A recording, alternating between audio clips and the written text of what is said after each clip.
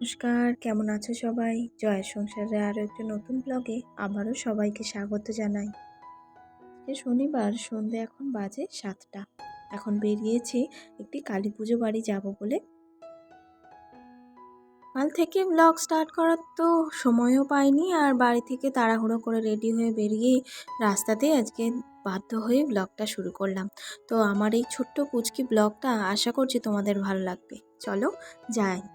আগে এসেই না বাড়িতে ঢুকিনি, চলে এসেছিলাম এই তো ঠাকুর আনতে। একদমই বেশি দূরে নয়, তবে ওই যে আমরা যাই না বুড়িমার কাছে, ওইখানেই মাইমার বাপের বাড়ি, মানে হচ্ছে আমার মামি শাশুড়ির বাপের বাড়িতে কালী পুজো ছিল, সেখানেই গিয়েছিলাম। তবে বেশিক্ষণ থাকতে পারিনি, যেটুকু সময় থেকেছি সেটুকুই তোমাদের সঙ্গে শেয়ার করলাম। ভীষণ আনন্দ হচ্ছিল জানো। এই দেখো এখানে সবাই মিলে নাচ করছে, ঢাকের তালে কার না কোমর দোলে, তাই না? আমারও হচ্ছিল, কিন্তু আমি তো একটা মানে বাড়িতে গেছি, সেখানে গিয়ে নাচাটা ঠিক হবে না, ওই জন্যই আমি নাচিনি। তবে এই তো মাসিমণিরা সবাই মিলে, মাইমা মাসিমণি সবাই ভীষণ আনন্দ করছিল। ঠাকুর আনতে যাওয়ার সময় ভীষণ নাচানাচি হচ্ছিল, তারপরে ঠাকুর এনেও প্রচুর নাচ হয়েছে। তারপরে যেহেতু রাত্রিরে আমি থাকিনি, আর মানে রাতেও ভীষণ মজা করেছে সবাই, সেগুলো আর শেয়ার করা হলো না তোমাদের সঙ্গে, কেননা রবিবার দিন আমার ছেলের অ্যানুয়াল ফাংশান আছে স্কুলে, ওই জন্য আরও মানে থাকতে পারিনি, চলে আসতে হলো। তারপরে দেখলেই তোমরা কত সুন্দর আতশবাজি ফাটাচ্ছিল। তো প্রচুর বাজি সব কিছু ফাটানো হয়েছে, ঢাকের তালে সবাই নেচে নেচে যাচ্ছে। তো এইটুকুই মানে ভীষণ আনন্দ করেছি ওইটুকু সময়ই।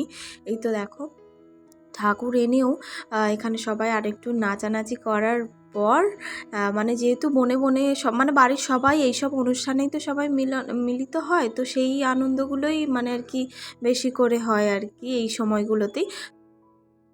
তারপরে এই তো মাকে বরণ করে নিচ্ছে সবাই, বরণ করে এবারে যেখানে ঠাকুরটা বসাবে আর কি সেখানে মাকে বসানো হবে। তারপরে মাকে মালা টালা সব পরানো হবে, মানে তারপর পুজো যা যা কাজ থাকে সেগুলোই শুরু হবে। এখানেই তো মাসিমণি বরণ করছেন, তো এই মাসিমণিরই মানসিক পুজো আর কি, মাসিমণি মানসিক করেছিলেন সেটাই, মানসিক করার পুজো। তো এখানেই তো এবারে ঠাকুর যেখানে বসানো সেখানে মাকে বসিয়ে দিয়েছে, দিয়ে এবারে পুরোহিত মশাই এবারে সব পুজোর জোগাড়জাতি করছে। এই তো দেখো জায়গাটা ভীষণ সাজিয়েছে সুন্দর করে। তারপরে এই তো আমি এখানে এরকম সেজেছিলাম, তোমাদের সঙ্গে তো ভালো করে শেয়ারই করা হয়নি। এখানে তো আমার যা দিদা, তো তারপরে তো বেশ রাত হয়ে গিয়েছিল, ঠাকুর আমি যেতে যেতেই 7:30টার মতো বেজে গিয়েছিলো, তারপর ঠাকুর আনতে করতে 9:30 ওভার হয়ে গিয়েছিলো। ওই জন্য সোজা খেতে বসে পড়েছি, যেটুকু আনন্দ করার ওইটুকুই হয়ে গেছে। তারপরে এই তো খেতে বসেছি। আজকে তো যেহেতু ভেজ আর শিবরাত্রি ছিল সারাটা দিন, ওই জন্য। আর এখানেই তো মামা আমার ছেলের সঙ্গে কথা বলছে। আর প্রথমে আজ খাবারে কী ছিল তোমাদেরকে দেখাই চলো। প্রথমে দিয়ে দিল এক টুকরো লেবু, তারপরে স্যালাড, আর দিয়েছিল ভেজিটেবিল চপ। তো ভেজিটেবিল চপটা মানে প্রত্যেকটা রান্নাই অসাধারণ ছিল, ভেজিটেবিল চপ তো আমার খুবই ভালো লাগে। তারপরে দিয়ে দিয়েছিল কড়াইশুঁটির কচুরি, সাথে চানা পনির, এটাও বেশ ভালো হয়েছিল খেতে, মানে কোনো রান্নায় রিচ হয়নি কিন্তু ভীষণ লাইট হয়েছিল আর খেতে খুব ভালো হয়েছিল। মোটামুটি বাচ্চা বড় সবাই খুব ভালো করেই খেয়েছি।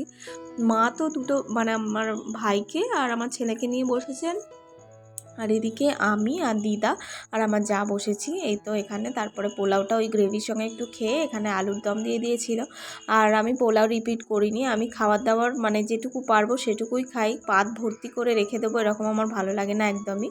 তো যাই হোক এখানে তারপরে দিয়ে দিয়েছিল আমের চাটনির সাথে পাঁপড়, এইভাবে মাখিয়ে খেতে আমার ভীষণ ভালো লাগে। চাটনি পাঁপড় খেতে না খেতেই চলে এসেছিলো রসগোল্লা, আর তার সাথে ছিল জোয়ান, ব্যাস সেইটুকুই। চলো এবারে টোটোও এসে গিয়েছিল। আর এখানেই তো সবাইকে বিদায় জানিয়ে মানে সবাইকে আসছি বলে দিলাম। এরই সঙ্গে আজকের ভিডিওটাও আমি এখানেই শেষ করছি। আমার এই ছোট্ট পুচকি ব্লগটা কেমন লাগলো অবশ্যই একটা কমেন্টে জানাবে। তো সবাই খুব ভালো থাকবে, সুস্থ থাকবে, আবারও দেখা হবে, টাটা।